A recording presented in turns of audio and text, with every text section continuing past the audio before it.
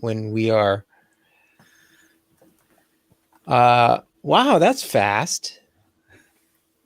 Whoa, Kirk Jones is already on.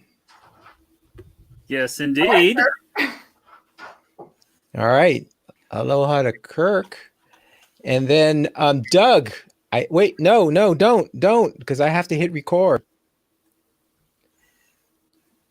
Lisa, were you the one that was making that comment that 20 minutes into your Zoom or something, you forgot to hit the record? Believe me, I've been there. All right, Doug. Hi, Stuart.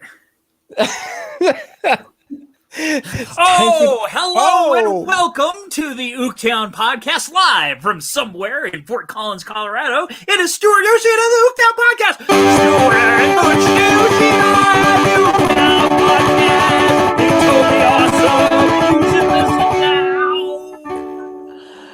Oh, Doug, that was my co-host, Doug Brown. He did not a metal, but it's pretty rock and roll. You know, that was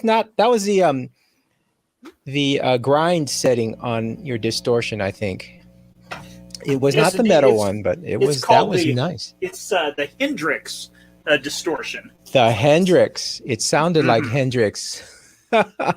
Awesome. Well, thanks for the intro. That was Doug Brown, my co-host, and it will be in April. I thought it was March, but in April, Doug, it will be 10 years since we've been podcasting together. That is just incredible. And we will have to, and the other cool thing, it will also be our 100th episode. So 10 years, 100 episodes. I mean, that's kismet. That's something. So we're going to have to figure out what to do. I've got awesome guests on the show, and I'm going to bring on in just a minute. First, I want to give shout outs though. Stu Fuchs, Ukulele, he couldn't be here. We'll catch you next time. Also want to give a shout out to Rob Mapu. I think that's how he says his name. And he is a listener and made a donation to the show. So mahalo, and also a big aloha. He got his second shot, and now he's planning on going over to Hawaii in May. That little getting jealous of that, but he's going to say aloha to the Ukulele Festival of Hawaii folks, and he's going to get more ink. So that's awesome. Ink on his arm. I think he's working on his sleeve. So wow, what a great thing to do. So thanks for being a listener and supporter, Rob. I also want to give a shout out to Mark Gallagher. He's a singer, songwriter, musician. I'm going to. Do you know Mark? Awesome. Okay. Yeah. Okay, cool. I'm going to put a link in the show notes to him. And then finally, do you guys know Sam Brown? I couldn't get a hold of her. So if you know Sam, drop her a note, tell her we'd like her on the show. I heard she was an instructor too. We would have had her on the show, but hey, we got some great guests here. We're going to talk about that. First of all, because this is a challenging one, I want to introduce a new guest, Lisa Kleitch, the ukulele fool. Did I get that right? You did. Thanks, Stuart. And I'm so tickled to be here. Wow. All right. Yeah. She's Lisa's on YouTube. She's got all kinds of instruction there. And she's got a show called, or a podcast, Ukulele Superheroes. But you're a teacher. And so great to have you here, because that's part of what we're going to be talking about today. And hosts a fantastic strum along every Friday night on the Zooms, and you can find that. I have a link to her Facebook page that will have all the information about that for you. Very cool. Yeah, very cool. I usually post the event, and it's same link every day or every week. Probably shouldn't announce that in case Awesome. All right. Yeah, I know. Yeah, get rid of those Zoom bombers. Anyway, and next we have a regular on the show, Phil Doleman, who is a ukulele teacher, musician, amazing YouTuber now. He just told me he's put out 300 YouTube videos since March. It's like of last year. That's incredible. Welcome back to the show, Phil. Thanks, Stuart. So you have a Patreon account, is that right? Yeah. Oh, yeah. Those Okay. videos don't include the ones for my patrons as well. There was more of those. Oh my I gosh, have a that's Patreon page which has a whole new load of videos that no one that's else sees. amazing. Oh man, I guess in the lockdown you've just been locking yourself in your studio and just recording, I guess. Right here. I have not moved. I've been here for 8 months. I hear you. I hear you. And I forgot to ask, Lisa, do you have a Patreon account? I do. I have a really active Patreon community with all kinds of live events that we do. Nice. All right. Well, we'll get your Patreon links into the show notes. I am confident that Doug will get that. Yes, He's on the case. he is. And it's so good to have Doug. Hey, Doug, when was the Denver Uke group? Was that last weekend? That was last weekend, and we had our our love songs meeting, and that was fantastic. Nice. And and the high point of that meeting, besides just seeing everybody, which was great, but Tavy Brown, my daughter, played trumpet with me on Dream a Little Dream, and it was fantastic. Wow. Oh, shout out to Tavy. Oh man, that sounds very cool. Well, this month's topic or theme, I guess, is ukulele instruction on using online resources, because you guys, we've been doing ukulele instruction for a while. However, things have changed a little in the past year, to say the least. So I want to start off and ask this question. We just jump right in.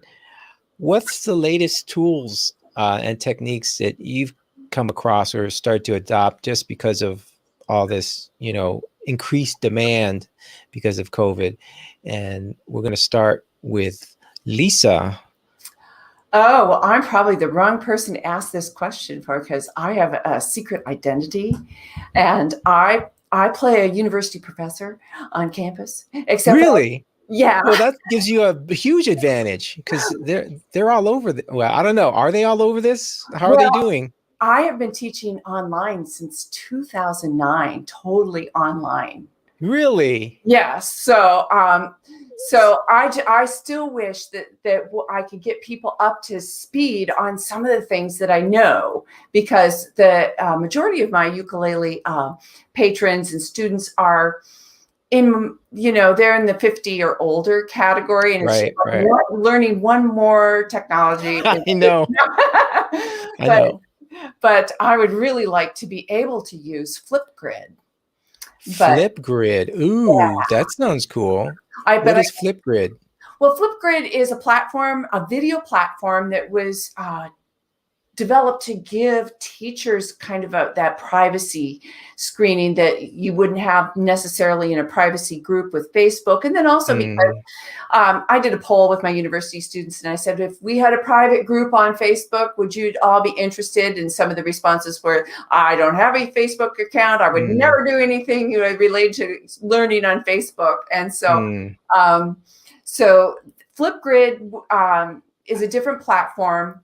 Videos where we post videos in the class. You can create modules so that people can see things within that. And so it's a really good way to do something for students to be able to upload videos. Of course, that's a whole other skill in itself, and an amount of bravery too. To that whole act of videoing yourself and presenting it for critique and feedback is I think this is a really huge area for the tech industry to look at. There's another company that's called Bongo e-learning. If you've heard of them, they're very similar concept where they're trying to create these, classrooms, but based on online tools, video. You can record yourself and they try and walk you through it. And there's curriculums. Excuse me. They even have some AI so that you can tell the program, hey, look, watch out for this, and it should even be able to do, these companies should be able to do note recognition and tempo recognition that, and they could be really cool to cater to music industry. So I see out of the corner of my eye Phil nodding. What things have you been using and adopting, and what It's have you? interesting because, like Lisa, I've been teaching online from before I had to. So maybe 3 Right. years, maybe 3 years. So Yeah, the yeah. vast majority of my students were originally Skype students. Yeah. And then we had a few issues. And so we gradually started switching over to Zoom on the recommendation of one of my students. Nobody knew what Zoom was. I said, can we try Zoom instead of Skype? I don't know what this is. I mean, it's just crazy because in the last year, everybody just says this. It's now the new phrase, isn't it? Are we Zooming this weekend? Exactly. It's the new. Everyone knows it now. But I was already doing that for most of my private students. I already had a Patreon page, which had been going for about a year. Yeah. So all I really started doing was trying to focus on getting the best quality I could. So I don't have a very big house. I'm in the middle of the living room, dining room here. So my family's been kicked out. They're all upstairs watching TV. But I've taken over this corner. Oh, tell them thank you, by the way. And I will. They might be watching if they are. But I just thought, well, I have all this gear that I have for live performance sitting there doing nothing. So I ditched so much PA gear and things like that and spent the money on where I'm sitting now, which is a good mic, good speakers, and preamps and USB interfaces and a big screen and everything. Right. So I'm not just sitting on the corner of my kitchen table working like that. I have a nice space. And I do even have a backdrop that I can pull across, but I've not treated you to that this evening. Yeah, no worries. Your space looks much cleaner and organized than if I pulled out my backdrop. Only this bit. Over there, oh, yeah, chaos. That's a great. Chaos. Exactly. Yeah, no, that's a good technique too. That's a good strategy. Yeah, push everything to one side. Yeah, exactly. I hear you. And Lisa's space looks very nice too. I think that's nice and clean is good. So there's a tip for instructors online, right? You create a nice clean space so it's not distracting. I think that's a really good thing. The other thing I heard is that you want to perfect your online presence in terms of audio and video, right? And that's really where the technology, you got to understand that you guys have such a advantage, right? Because you've been doing it for years already. Yeah. And it kind of leads me to I'm going to jump ahead a little. So what advice then for your students, because it's equally important for you to be able to see and hear your students, right? So what kind of things are you coaching them on, asking them to do maybe that they haven't done before? So and Doug, you can jump in anytime if you want to add anything. I'm going to jump back up to Lisa. Wait a minute, jump back up to Lisa. There we go. Yeah. Well, yeah. Thank you, Doug. I'm fortunate that I can do almost all my teaching during daylight hours. So that has really helped. I have students in Alaska. So even when it's night here, they have daylight there. Alaska is where is home for me. It is. Wow. What part? Fairbanks. Nice. Although I winter in Louisville, Kentucky, so that's where I am right now. But that is so funny when you say winter in Louisville, Kentucky, because I can get. I guess people always say Arizona, but I guess relatively speaking, Kentucky's pretty warm. Oh, much warmer than Fairbanks, and a lot more daylight. So yeah, it's not so much the temperature; it's the daylight that I need. Yeah, so I'm fortunate that many times that people are able to set up, and I rarely have to say anything about. Really? Yeah, people seem to have already got that figured out that I'm going to need to be able to see them, and so it's so rare when I have to say anything. In fact, frequently I have the worst lighting of any of my students. Okay, all right. Well, that's interesting that. Your students, I wonder why are they what's the age group? I mean, are these experienced like online gamers or something? You know, most of my students are 50 years or older. I'm trying to think if I do have a younger student in Australia, and I do Neat. have a couple kids, Mhm. and they've been doing online instruction for school, so they're already set with their little online studio at home. Cool. Wow. So Phil, what do you do for your students? Do you? Well, again, I only teach during the day because in the evening my family are all around here, and this is the only space. So I teach during the daytime. Most of my students are in the UK, which means they're in the same time zone as me, which means we've got usually pretty good light. I love the way that where you winter. I think that's great, Lisa. I winter in England, but I winter in England all year round. That's England. It's just winter here, apart from a couple of days in August, and then it goes back to being winter again. But yeah, it's over here. Most of my students also are over the age of 50. And I think it's been amazing to see in this last year how many of them have absolutely nailed the online stuff. And I mean, my mum, I Zoom with my mum because she lives on her own and we can't really see each other because she's, you know, we're sort of all locked away. And I Zoom with my dad, and they are not, you know, really the sort of people you would imagine who would do that. And yet they know exactly what they're doing. They know how to set things up. I think the only thing I do with students is, and it might be because they've got used to doing this maybe for work, is make sure that I can see the ukulele. Otherwise, the lesson is like this, and you can see this, but you don't actually see any fingers. So it's like, just make sure the camera has got the ukin shot. But, and that's an easier thing to do, is just, you know, point the camera down a little bit, right? Yeah. Wow, that's really amazing, actually. Except I wind up being the headless instructor then. Right. Yeah. You got to either have the wide angle or you kind of, it's one or the other. That's okay. You know, Molly Lewis started out that way. When she did her first video, she was so worried about the internet. She wanted to be anonymous. So she did not show her face. So they didn't even know if she was male, female, or who she was. So that's really, as an instructor, you're doing the good thing. Yeah. Hey, Doug, who do we have in the chat there? Oh, well, and I wanted to let Lisa and Phil know you're getting lots of love from all of those guys. And Kirk was saying that he's learned a bunch from Phil over the pandemic, and thank you for that. Thank you. Awesome. Well, welcome to everyone in the chat there. Thanks so much. You know, we so appreciate you guys being online and chatting with us.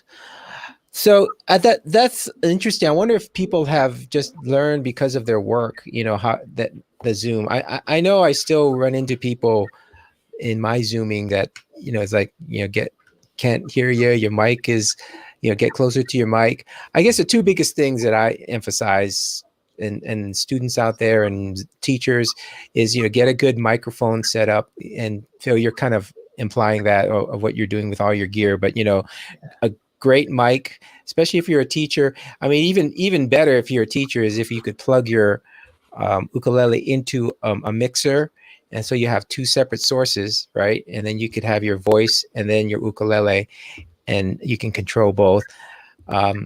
But the other one that seems to come up all the time is, you know, face the window or close that window because it looks like you're a ghost. I don't know if but it doesn't sound like you guys have that issue. I'm impressed with your students. I think we're lucky. I think a lot of them are lucky because I think most of the people have either, if they've just been told by somebody, you know, so, you know, a family call or something like that, they're finally doing more of it. So people are going, Mom, we can't see you. You know, we can't pull the curtain across or something, or move, and they've just got the hang of it now. Yeah, I still have to tell my mom. It's like, Mom, the camera's pointing at the ceiling. You're gonna have to point at yourself. Yeah, I've done a few Zoom calls with family that have looked a bit like this. Yeah, exactly. You see, that's a nice ceiling fan you have. So, Doug, what have you been on your Zoom experience with? You've done like I don't know how many chats and Zoom sessions. What have you seen? Look at Doug. Doug is giving you a great example of what not to do. Thank you, Doug. So all of you who are listening, you're gonna have to watch the YouTube. That's a nice mic, though.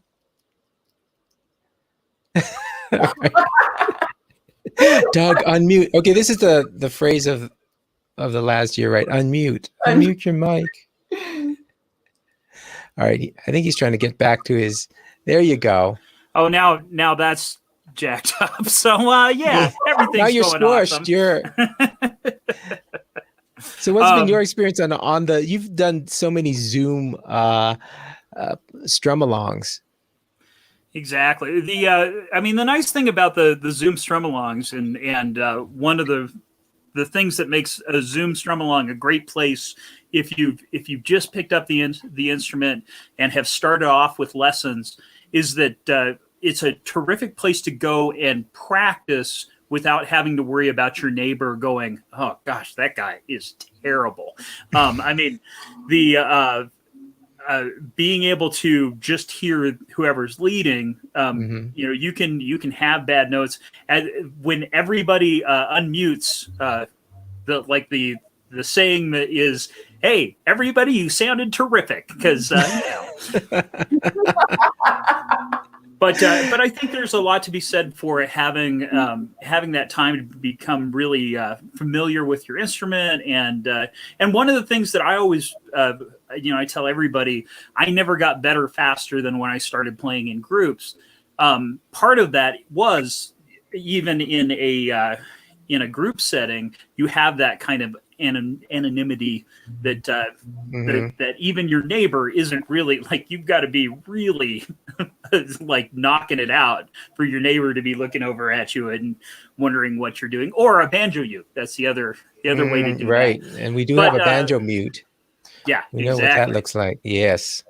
But that idea that if you're in the flow with everybody, it pushes you to learn faster because you want to get up to the speed of everybody else. And, and I think we're kind of missing that a little bit with the Zoom. However, I think the nice thing is that because you put on mute, right, you still hear yourself playing and you still hear the person playing, but you don't have to be self-conscious about that. Uh-oh, Doug, we just lost there you go. Now you got it. All right. Doug's back to his normal proportions. Yeah, lockdown will do that to you. Yeah, exactly. I've speaking of proportions. Well, you're looking great. In addition, my daughters have become big fans of the British Bake Off, and apple pies and cakes and tarts, and I mean they're all amazing. But at some point, it's like, I just need to stop eating terribly. Hey, I am off. That is like something we're doing more and more. For me, I've gotten fermentation fever. I'm doing all kinds of artisan bread. You guys know I believe you can get a shot for that, Stuart. We'll see. Maybe they'll put it in the COVID shot. I haven't gotten mine yet, and it'll be part of it. Yeah, Poolish is. You guys know what Poolish is? No. That's the different. Never mind. That joke is not work. NSWF. Not suitable for work. Anyway, it's a pre-ferment where you put in yeast and water and flour and leave it overnight, and it comes out all bubbly and yeasty and smelling fun. Oh, man. I've had celiacs at least for 9 years now. Probably had it before, so I can either go like, I can't hear you. Okay, and you know what I know this is going off a little bit off the rails, but I'm gonna steer us back in just a little bit. But one of these bread makers says that the reason that we have gluten intolerance for some people is that he theorizes is that they don't ferment as much anymore. In fact, there's hardly any fermentation in the breads that we have from the store. And so the gluten hasn't been broken down to any degree. Whereas with fermentation, that's what the fermentation does. It breaks down the gluten and gives you all the good nutrients. That's his spiel anyway. I don't know if that's true, but it sure tastes good. So that's all I do. But fermentation, right? I think we've been fermenting for, I don't know, almost a year now, because we haven't been able to go out. We haven't done the things. And by the way, I think that's why there's such a big upsurge in sourdough baking. Did you know that? That's a thing now. Yeah. I attribute that because people have so much time being locked up in their home and go, what can we do here? Hey, let's make bread. Oh, let's make fermented bread. Over Thanksgiving, I did a parody of Radiohead's "Creep," which was called "Crepe" by Radio Bread, and it's just chock full of bread puns. Yeah, it's awesome. I need to hear that. There will be a link in the show notes. Nice. And that was again crepe by what? Crepe by Radio Bread. Radio Bread. All right. Excellent. I am all for that. All right. So I don't know if I managed to steer us back onto the rails because we just went off a little bit. But what if we, when during this time when we had so much time to lock down and bake bread and all that, we're really, there's some yeast in here that's been fermenting. And what do you think you're going to bring out? What's been growing for you? And I know this wasn't a topic. This was a bonus. This is a bonus topic. Yeah, I know. I'm sorry, Phil. We're gonna go over all your notes. Off script. I know. By the way, Doug, Phil is, I think, rivaling Molly in terms of preparation. So I want to hear all the things he has on his notes. Yeah. This is your improvisational skills. So who wants to start? I guess I would almost say Doug. You already did some of that. Do you have any more to add since you already did your crepe by Radio Bread, which is awesome? One of the big things that my twin brother and I, and shout out to Dave Brown. Yay, awesome. Dave. But then that's kind of genetically giving myself a pat on the back, saying that, right, right, because he's all right. Those of you who don't know, that's his identical twin. Is that right, Doug? Identical twin. Yes.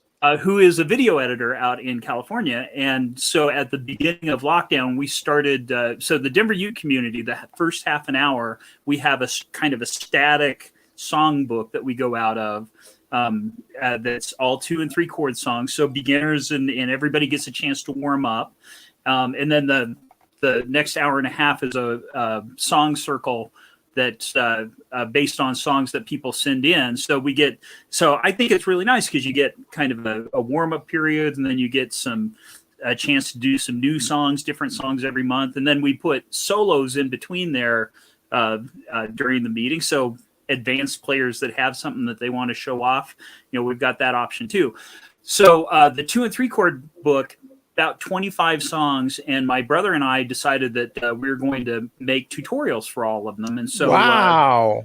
That's so nice of you. We did that, and it worked out really great. And then at the starting of this next year, we're like, well, what are we going to do now?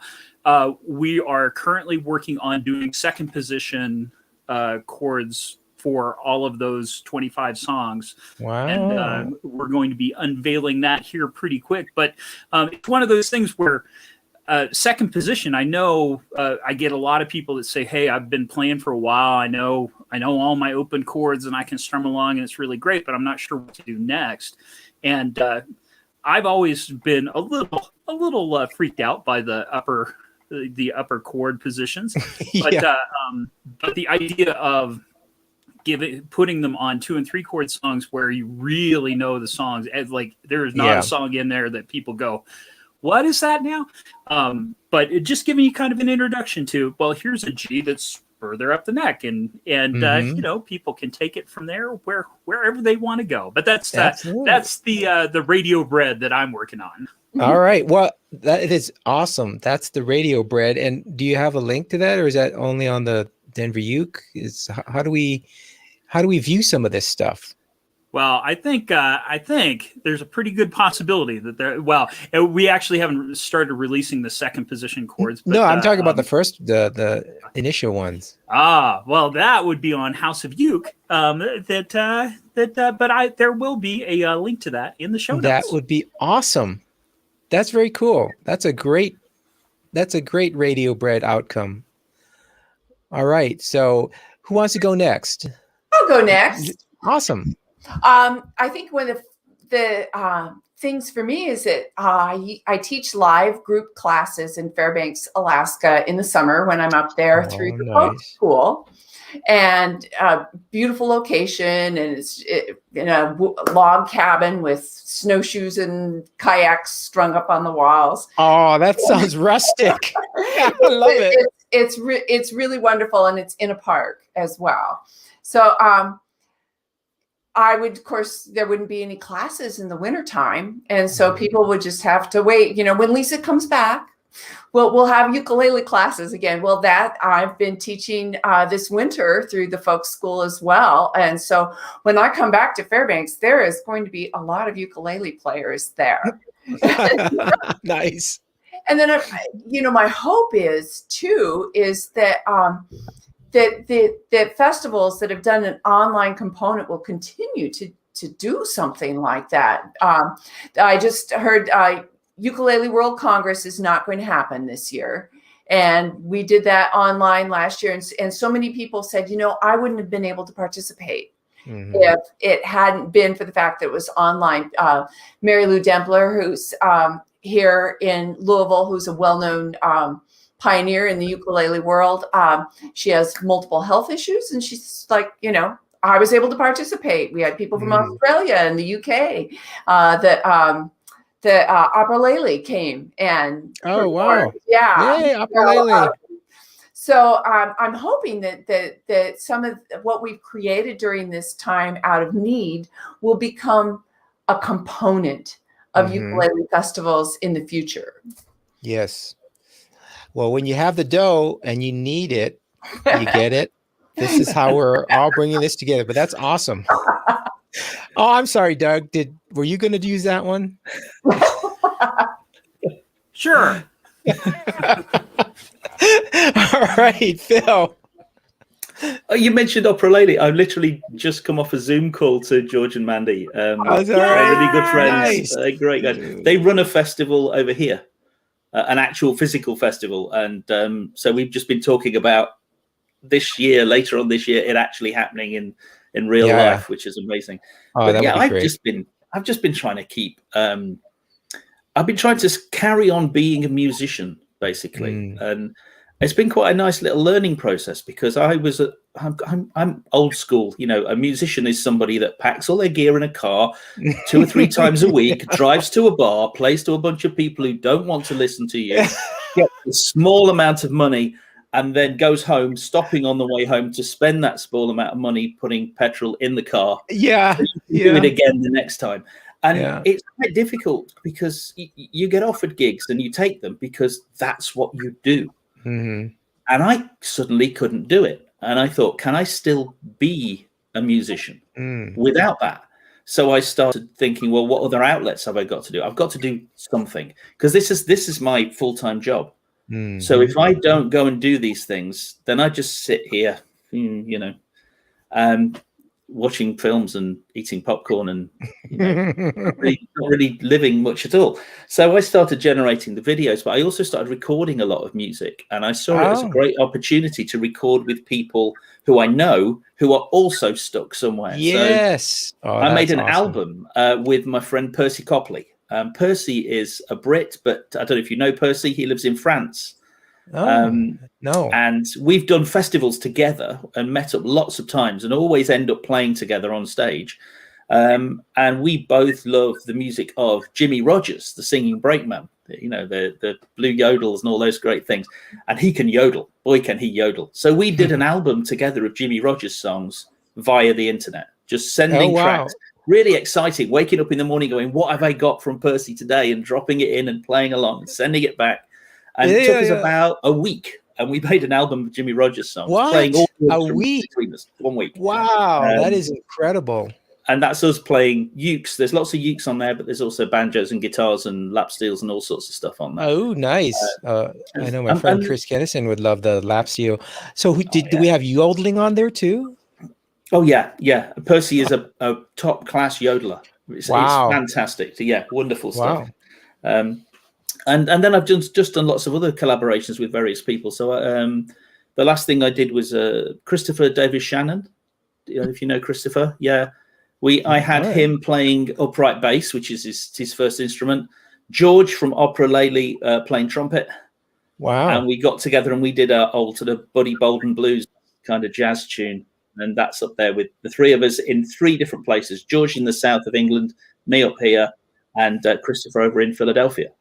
That is a really cool thing that is coming up. Is I think a lot of people are learning how to collaborate remotely now, which just opens up so many great things. I've been doing those kind of collaborations for years, maybe 15 years. When the internet, eventually got fast enough that it didn't take a day to upload your audio file. But that is so great that you're just like, wow, 1 week and you knocked out an album. We were both so desperate to do stuff, and also so, our days were so empty that literally that's what we just did. We just fired things back and forth, and we were sort of knocking out a track or 2 a day. Yeah. Wow. And the other thing is, go on. If somebody wanted to take a closer look, would phildoleman.co.uk downloads be a good place for them to go? It would be an excellent place for them to go, Doug. Yes, it would. Yes, thank you. Awesome. Yes, because that's the other thing as well. Because, the CDs and physical merchandise, but particularly CDs, not only were they starting to drop off because of streaming and things like that, and a few of us on the circuit had noticed that 1 year we'd sell a box of CDs at a festival, and then another year we go to a different festival and we might sell 10, and then we might sell 2. And so people are stopping producing physical stuff. Well, this last year, 90% of my physical sales were face-to-face at festivals. Yeah. So I haven't just lost the gig, I've lost the merch.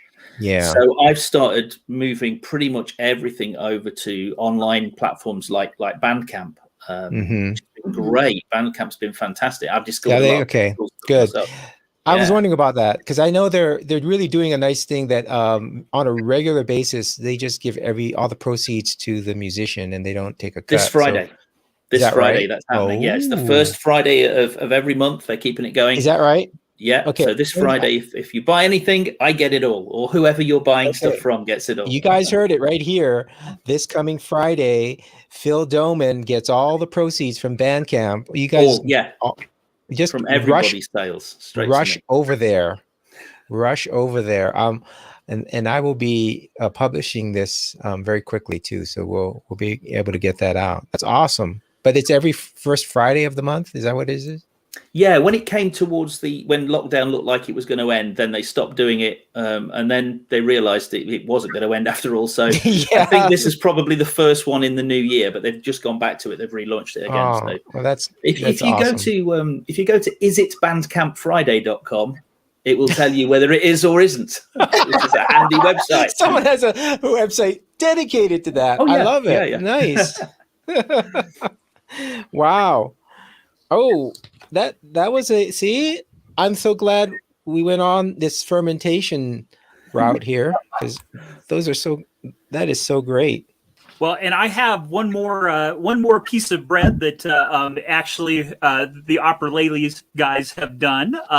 They have been doing where you email them and they'll make a custom sung Christmas card or Valentine's Day card or and actually for Valentine's Day, this was just Mandy, but we were hanging out in the pandemic fluckers Strum Along, and she did Fields of Gold by Sting.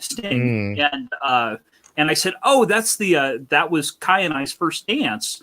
And so she put together this just amazing Valentine's Day card for me.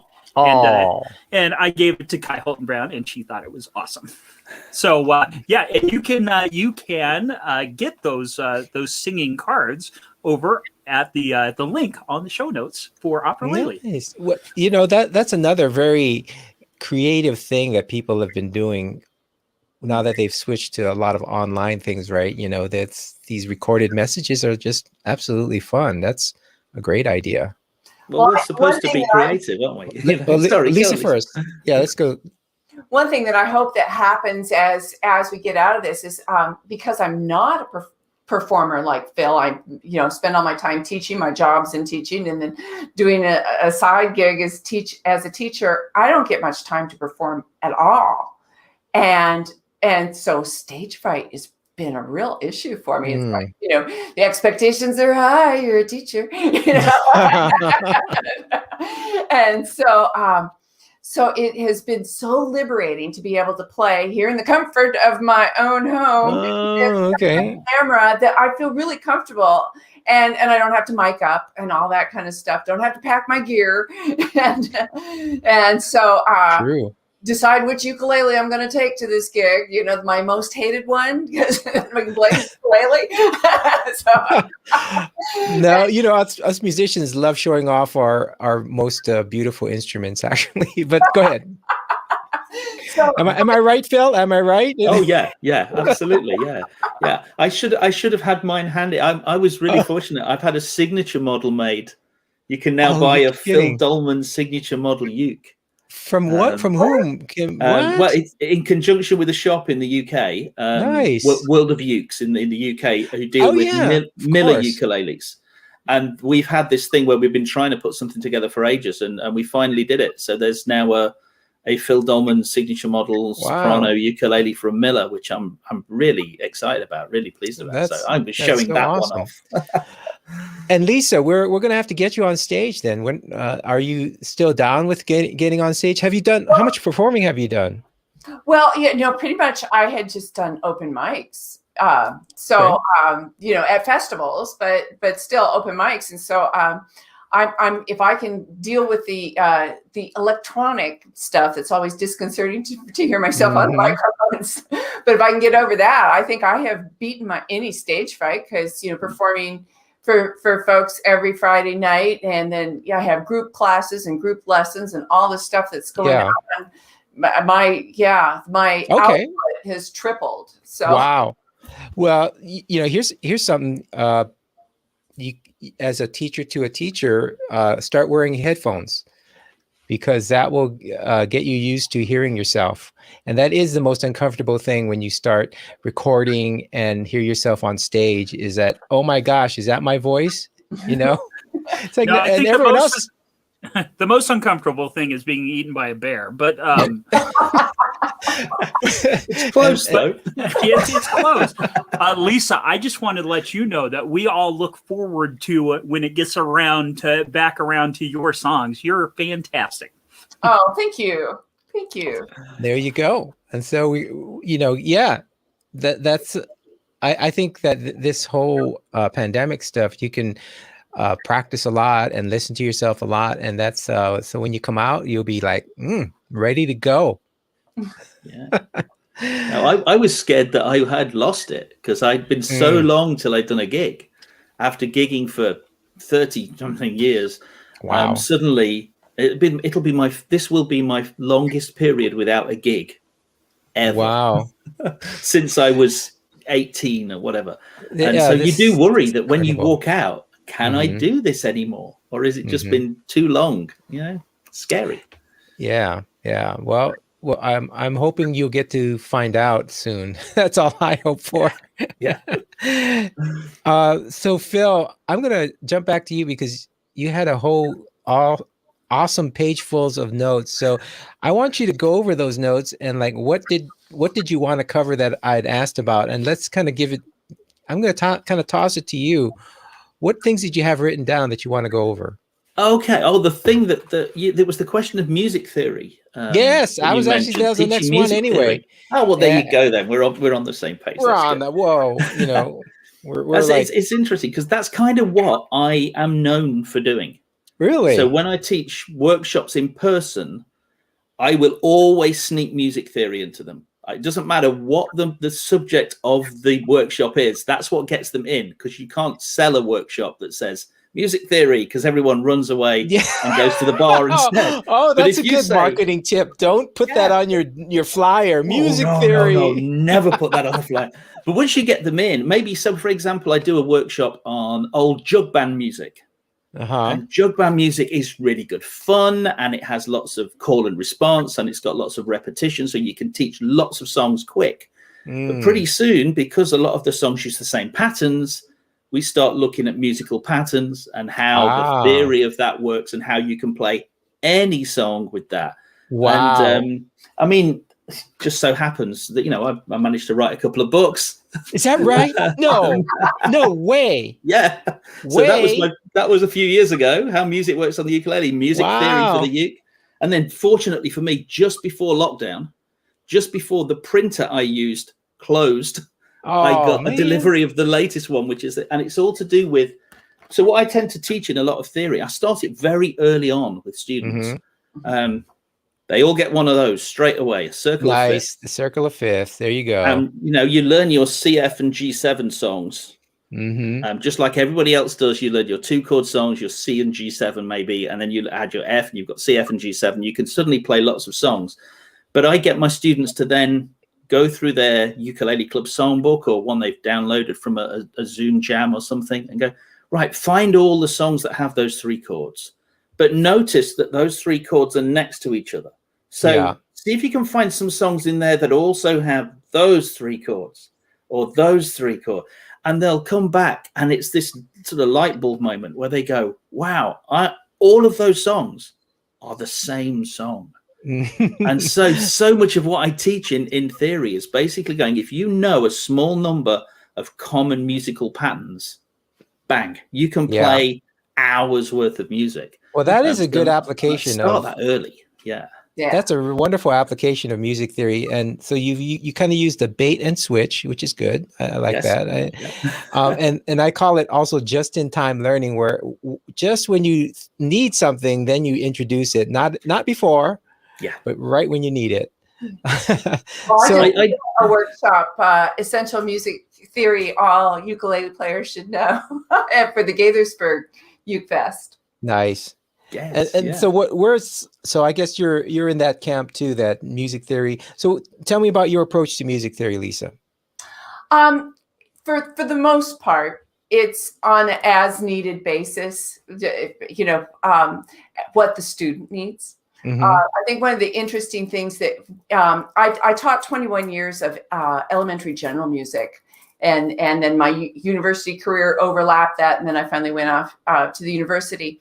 And during that time, I taught students with really severe disabilities, everything from emotional to nonverbal autism to really physically disabled.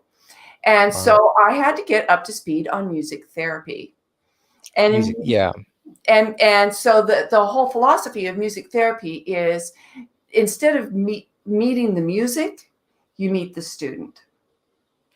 And so, which was the antithesis of what my training was. You must be I'm a classically trained flute player who then went on to percussion. So it was interesting.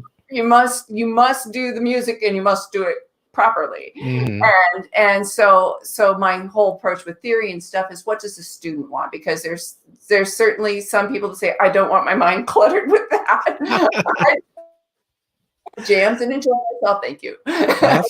Absolutely. So meeting the students where they are. That's cool. And did you hear our episode with the Ukulele Kids Club? The president, she said some really awesome things. They do some really cool things. So music therapy, awesome, really neat stuff. I'll have to catch that one. Yeah. Doug, I didn't hear it, but I've heard the Ukulele Kids Club. We've had some festivals here that have been really closely linked with them, and they do great stuff. So I'll check that one out. Yeah. Yeah. And Doug, are you looking that one up now? Which episode is that? That is episode a little while ago, and it was awesome. And in the show notes, just so everybody's, I have a theory that you might need how to keep yourself from getting eaten by bears. So I put some bear right. safety tips in the show notes. Nice. So that's the theory that I'm working on. Well, being up in Alaska with Lisa, that would probably actually be a good thing. Yeah, right. Because I've met bears going to the outhouse. No kidding. Literally? Well, yeah. And then wow. Just recently, there was a woman that they were doing something down in that was near Haines, Alaska, and she got attacked in the outhouse. A bear. Oh my gosh! She got swiped from below. No and something way. I just found out that bears have been extinct in England since the Middle Ages. Is that right? Yes. So you don't have a bear problem, Phil? Is that right? No. When I came over to the States a few years ago, I was just horrified because everywhere I went, there were signs saying, if you meet a mountain lion, I go, what? There was nothing in the book about this. No one mentioned this. Yeah. No, that is a thing. Here. Wow. That's awesome. All right. So you did episode 92, great. By the way. Episode 92. Thank you. Yes, indeed. Yes. Ukulele Kids Club. We had a great time. She was a wonderful guest. So Phil, you did great. What's next on your list there that you want to go over? Okay. What's next on my list? On the agenda. See, I like this because, when you and Molly Lewis, it's like, oh, I can relax now. I'll just let you run the show. What else you have on the list? The next thing I looked on here was you were talking about, it sort of carries on really. You were talking about how you teach and some of the things you teach. And I'm very much with Lisa on this idea of that I want to teach the stuff when people want to learn it, because the worst thing ever is having a student that doesn't want to learn the thing that you're trying to teach them. Is that the worst thing ever? Oh no, that's the second. Sorry, Doug. It's the second worst thing ever. The bears. I forgot the bears. It's because I'm in England. I'm very blasé about bears. Are there any? No bears. No bears there in England. That's nice. I got to get there someday. I do these workshops, and I do one workshop which is quite just a fun sort of. As you can imagine, most of my workshops are very, very carefully planned because I have notes. But I did a fun one at one festival, which somebody asked me if I could fill in an extra workshop. And so I build this one as what was going on in the bar last night. Because at festivals, what happens is people go down to the bar and they jam. And the performers are in there jamming. So crikey, I was at a festival, one of the last ones I did, Jake was in the bar. Like in Shiba we did that Jake had never heard the song Wagon Wheel, so we all taught him. Yeah, he knows it now. Yeah, and he wishes he didn't know. That's awesome. Oh, yeah. I love it. He's like, "What's that song?" We'll tell you. Come here, Jake. We'll teach you. but the thing is, a lot of people would ask me. They'd say, "How do you guys?" Or even not even in the bar, but collaborations on the stage. You invite someone to play with you, and afterwards they'll say, "So how long have you been rehearsing that?" And you go, "Yeah, we rehearsing? No, we just met." And what were you doing in the bar last night? How were you playing together in the bar? There were no songbooks. You're all from different places. How do you know the same songs? And so I did a little workshop that says basically, right, you want to know this. That's why you're here. I'll show you the tricks. And basically we're in the business of very, very short-term fortune telling. Yeah, we're in the business of seeing what is happening in the future about 3 seconds from now. Because if you wait to hear what happens, it's too late. Right. So when you're playing a chord, you've got to think, what do I think the next chord is going to be? And that's not an infinite number of chords, but it's a reasonably large number of chords. But when you hear the second chord, the next chord, and when you hear the third chord, and you suddenly get fewer and fewer options. And to be able to sort of sit down with people and by the end of the workshop have them understanding when I say something like, okay, we're going to play this song.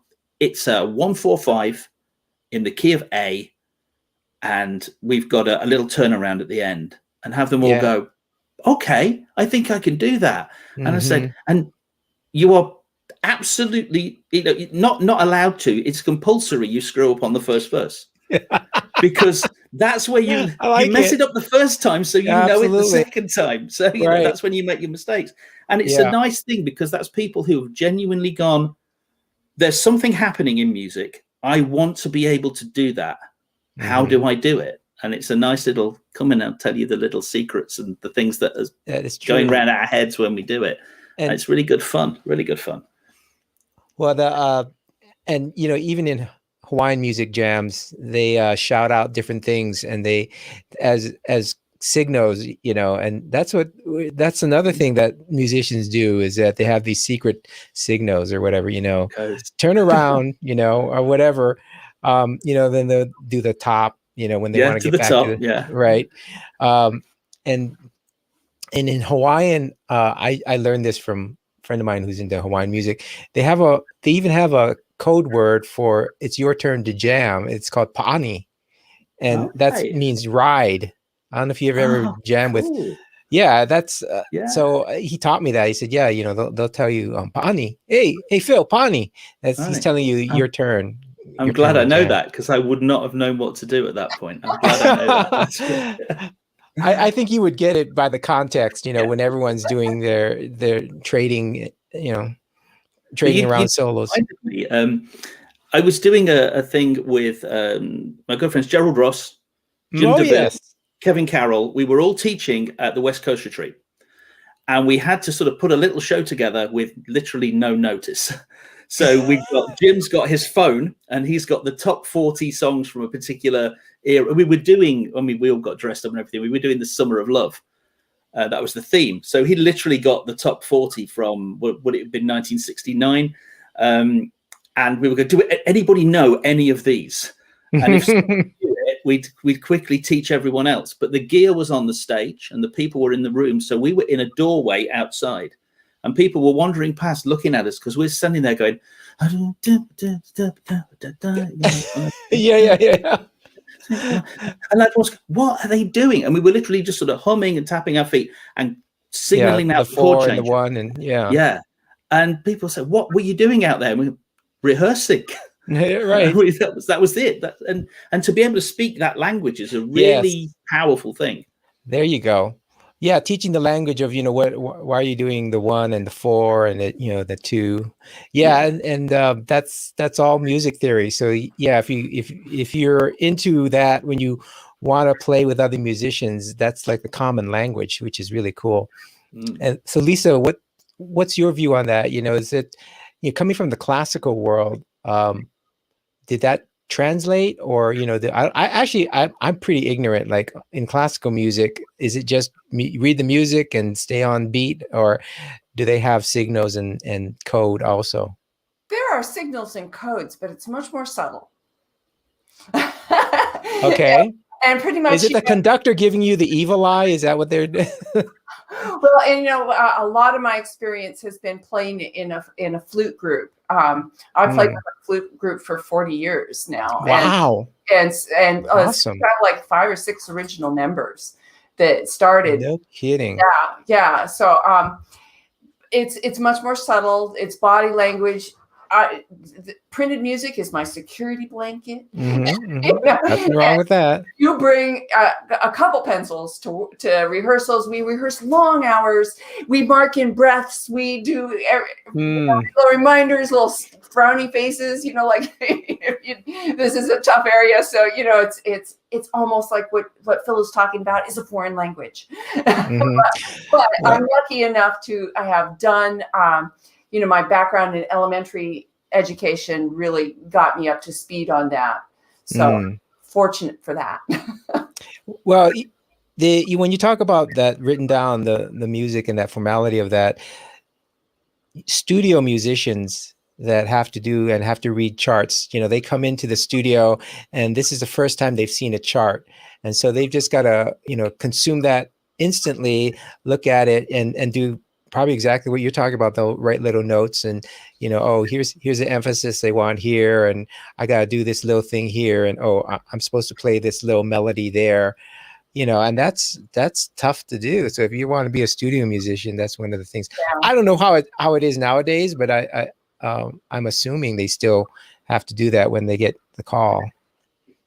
So still a good thing to have in your back pocket. Read music. I'm a horrible music reader, by the way. I know how to read charts. That's about it. So, if you have the chords and the charts, and I'm okay. Anything else, Phil? I don't mean to put you on back to the spot, agenda. But I mean, there's a few things on, but we sort of kind of already covered it, talking about advising people how they prepare for lessons. That's a good one. Yeah. And then also, what do you think it's going to look like after COVID? Yes, that is that I do want to cover. So for your students, what do you advise? They prepare for lessons, and what to do during lessons? I always send out my apart from the physical getting ready and the technology and everything like that, we're assuming that I can see them and I can hear them and all those sort of things. I will always send material to my students at the last possible minute. Because what I don't want to do is send them something a week before, and then either they'll spend the week absolutely nailing it so they can impress me, and then what do we do in the lesson?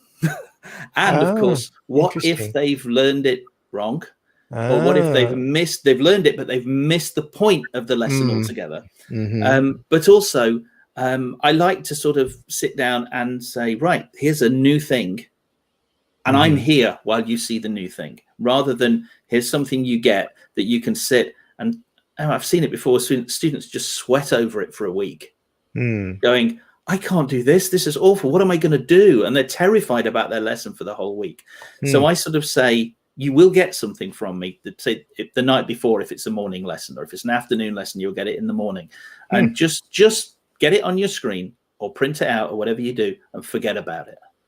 And we'll look at it in the lesson. And then when you go, I can go, it's okay. Don't panic. We're going to go through it a little bit at a time, because it can be quite intimidating. But the only other thing I say to students about a lesson is,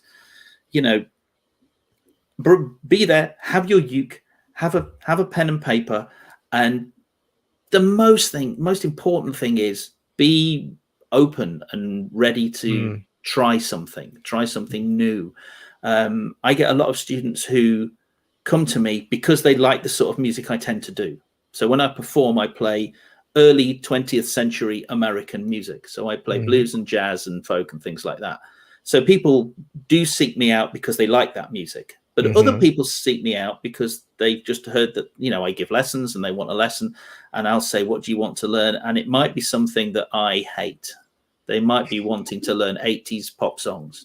But guess what? It doesn't matter if I like it or not, because they're the guys paying for the lesson.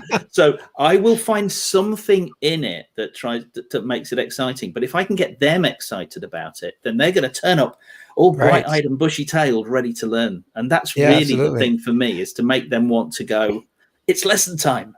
Not, oh my God, it's lesson time. No. Yeah. And Phil, I was meaning to ask you if I could get a lesson on Richard Marx, some of his songs in the 80s. So yeah, absolutely. Love Richard Marx. Love Richard Marx. You're paying, right? I love Richard Marx. Right. Lisa, what about you? Your students? It's interesting having a background in music education and then online instruction. I have quite a systematic thing. I mostly do group instruction. The majority, I maybe have a dozen private students, and so I do a new to uke thing. I currently have like 22 students with brand new to ukulele coming through the folk school Fairbanks. Thing that terrifies me the most is tuning. Because of the sound? Is that what terrifies you when they all try and tune it together? Well, trying to figure out because they're brand new ukuleles, first of all, So I have pre-lesson lessons. I do what's called hybrid instruction. So they have pre-lessons, things to prepare, little skills and things to prepare. They come to that first lesson, and then they have post-lesson instruction. They get their cheat sheet with things with links to actual drills and skills. Nice. That I showed in the lesson, but I don't have to go into full depth of it. They've got a video with a whole cheat sheet with click links. And then with my more advanced students, which I teach on Patreon with a group lesson, after they vote on the song, I quick pull together a pre-lesson warm-up. Something that here's the real tricky stuff. Start working on these drills. Here's how I suggest getting yourself up to speed on this. So when I launch into the lesson, then it won't be totally fresh for you. And they also get a draft chord chart. And then after the lesson, it gets recorded, and then they get a play along and some highlights, because frequently, I love the interplay between students, because, I'm not the font of all knowledge. I can't possibly think of all the questions they'll have. And so I get questions on it, and that helps me Great. to answer those questions and address them sometimes in a post-lesson video as well. Now, do you have a lot of these materials? Is that you send it out, or do you have a page them to go to? What's your favorite way of doing that? Distributing things, I guess. So with through the folk school, and anybody can go to those classes at the Fairbanks Folk School. We've had people from all over the United States, not over the world yet, but wow. But I get the email list, and I have packaged together my information, and then it all gets emailed to people who've registered for the class. And then the same thing with the Patreon and with the reward tiers, where they're getting group instruction. Then I just click, and it goes out to that reward. Well, that's nice. Now, do you do it through the university, some of those group classes, or is that your own website? No, here's the thing. I have pitched a ukulele class for the university and they won't do it. Really? I think what is amazing? Sorry, go ahead. Well, I taught steel drums at the University of Alaska and directed the northernmost steel drum band in the world. Really? Wow. Yeah. And when we outgrew all rehearsal space, storage space and stuff, I think they're going no, whatever's new she's selling, we're not taking. Well, I can't believe that they would do steel drums, but not ukulele. In England, I heard that you can get a degree or whatever the equivalent is in studying ukulele. Is that, have you heard that, Phil? I don't know about a degree. I can show you a little book here, though.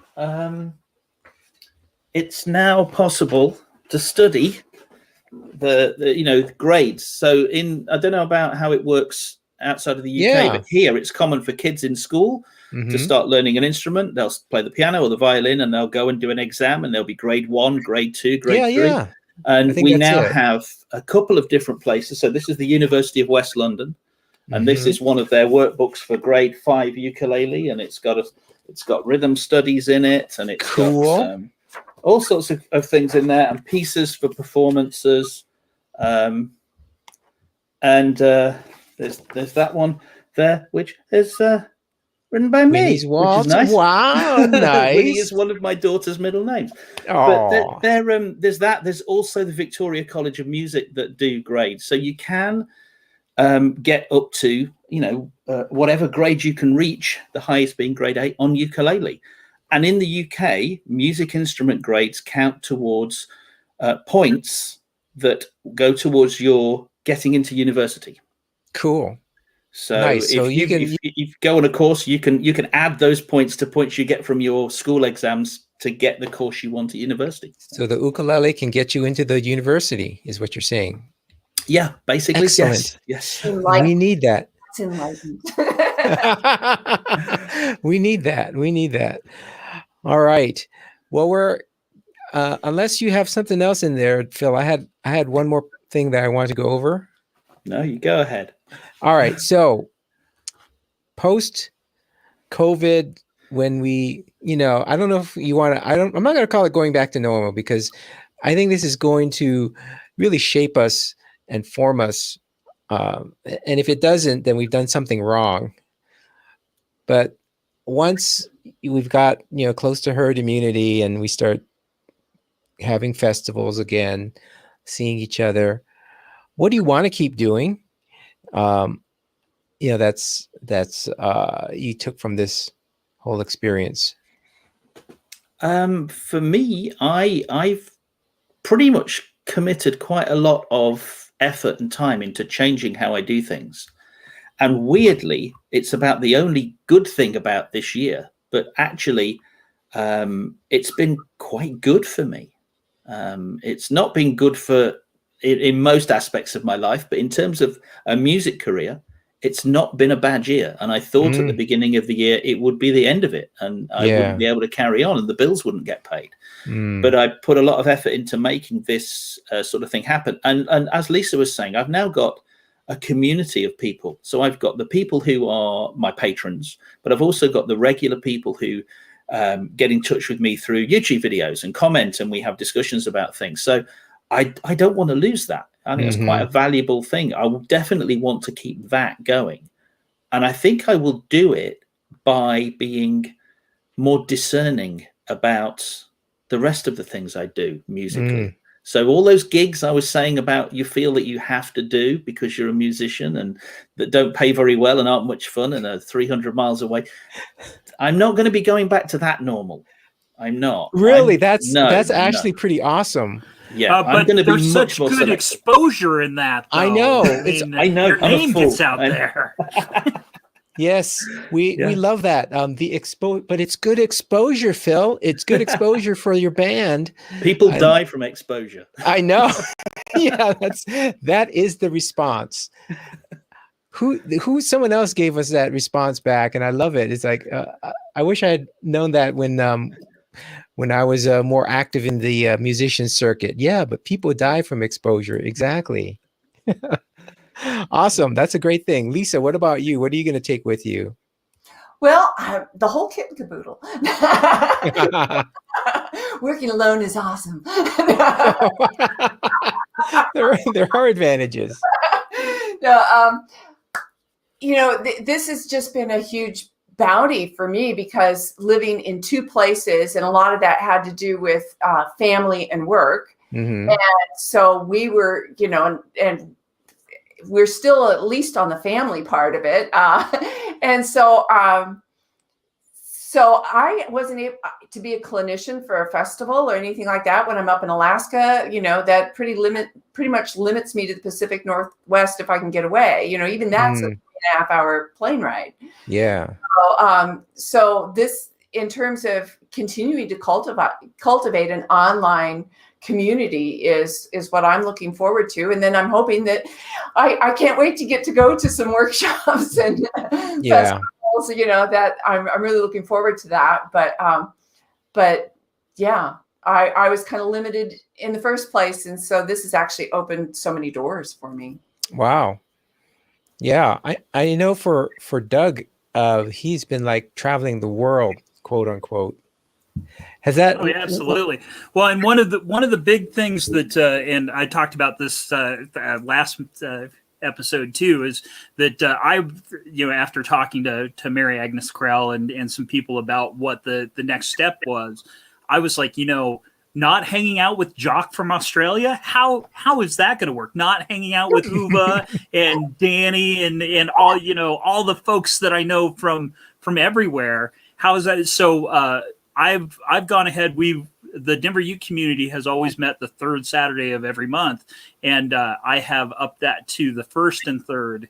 And when we go back to being live, that first Saturday is always going to be an online meeting. So that's regardless of how. And then my goal is to get to where I can have some kind of online interaction during a live meeting, but we'll see how that all shakes out. But yeah, the friendships that I've made through all of these different clubs have been just fantastic. Yeah. It seems to me that I've actually been more in touch with my family, more in touch with my friends, and met more people during the lockdown than I probably would have if I had just been, doing not. I mean, I meet loads of people at the ukulele festival, so I'm looking forward to that, getting back to that, right? However, I at the ukulele festival, it's hard to do the one-on-ones because it's so busy and you're just spinning around. And so these online things has actually been really nice in that respect. That's awesome. Let's see. Oh, and so what are we, so I heard one thing, and this is kind of where we're going, is that we're going to, like, Doug is going to do this hybrid approach, which I think is awesome. So, one Saturday is going to be Zoom, and the next Saturday is going to be the live. Doug, we lost Doug. Hopefully he'll be back. But so I'll jump over to Phil. What are you going to be? Wait, here he comes. He's coming back. Yeah. Back it up. Zam, you're back. Back it up, pack it in. Let us begin. Oh, there went the algorithm. No, I'm gonna. Yeah. Anyway, Phil. So, what are you going to start doing? And maybe it's going to be, a hybrid thing. But I really want to start doing because unlike Lisa, most of my online students are one-to-one. So I'm just sitting and they're at home and I'm at home, and we're doing what I was always doing, because so many of my students are miles away from me. And long gone are the days when you used to stick a card in the newsagent window and all your students live 3 streets away, because now with the wonders of the internet, you can choose your teacher and it doesn't matter if they live down the road or not. That's true. So I was already doing that one-to-one, but I've started to do a few workshops, and I love doing workshops at festivals. One of my favorite things is to have a room full of people and they all look at me and I get to talk to no. I love it. So for me, it's almost like a gig. That is just as much a performance as getting on the stages. I really love that interaction you get in workshops.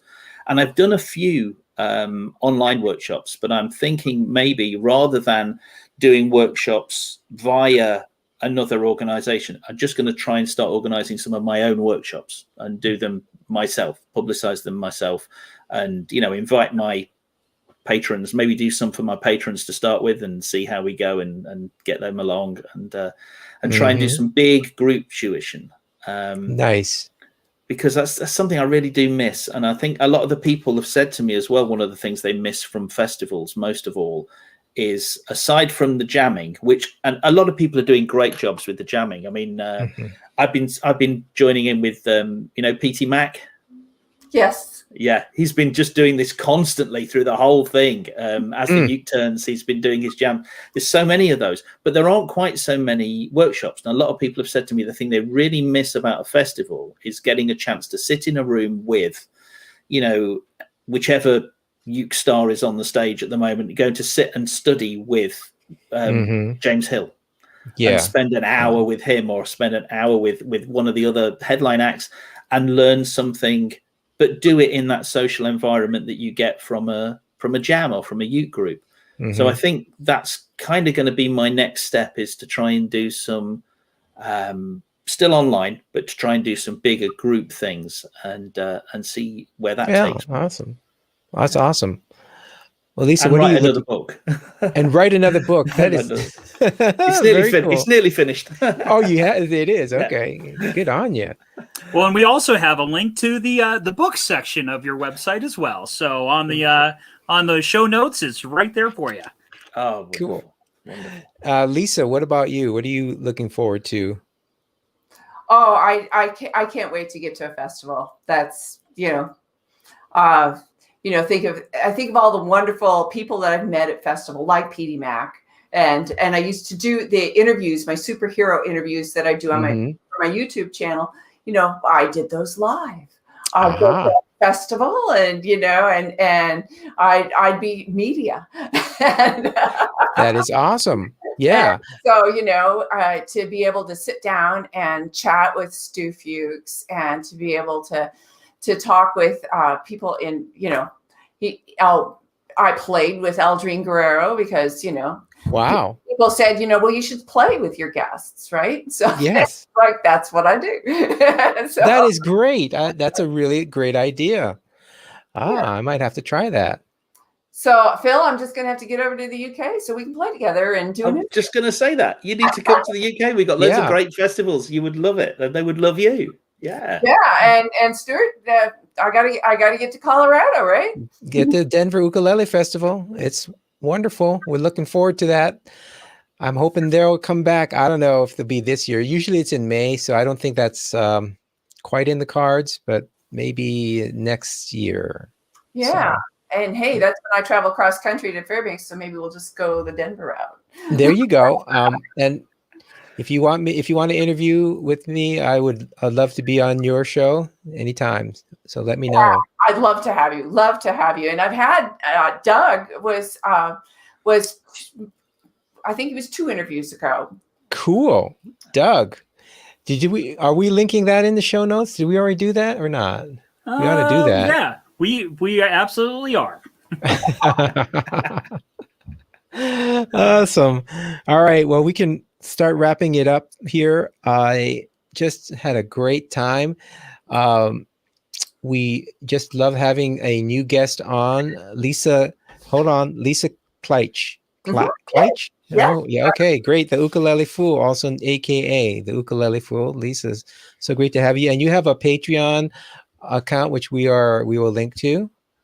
And anything else we need to know about that you're doing? You want people to know? Just trying to spread the ukulele love. That's my thing. That is awesome.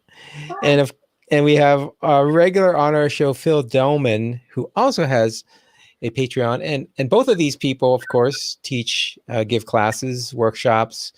Even during this time, just contact them. I'm sure they will hook you up and would love to teach you. Oh, wait a minute. And there was something I think you had mentioned. There was a Zoom Ukulele Festival for UNICEF that you did. Did we talk about that or not? I know I can't remember now. Before we went on air. It was a pre-show, right? See, this is... Yeah. That was just really cool. Yeah. For 10 years, there's been a Ukes for UNICEF day-long ukulele festival, with all the money going to UNICEF. And this was going to be the 10th year. And of course, it didn't happen. And in fact, one outdoor gig I managed in the summer, the gig I did virtually this year was my last gig outside of my hometown. That was the last place I went a long way to and climbed onto a stage and performed. Yeah. I'm so pleased that they managed to make it happen. And it was very impressive because a lot of them had never done anything like that before. A whole day on Zoom with breakout rooms for workshops. And it was literally just like, I'll watch the music for a bit, but then I'll go into this room and I'll have a workshop. And then I can come back and join with that strum along. And, they're getting, the last time I looked, they were getting close to £4,000 that they'd raised for UNICEF this year.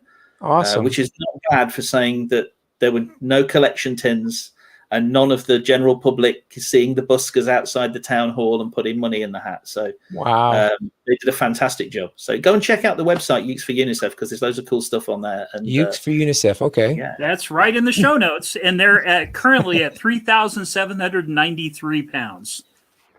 Very Excellent. cool. Nicely done. Good job. Done. Yeah. Good job. Yeah, that's one of the things that the technology has been evolving, which I love, just how easy Zoom makes it to have the, spotlight people, have them perform, and then the breakout rooms, which are just fantastic, especially, with the key to the breakout rooms is having someone moderate each room. So I'm assuming that each room had someone that was, giving a little talk or workshop or something.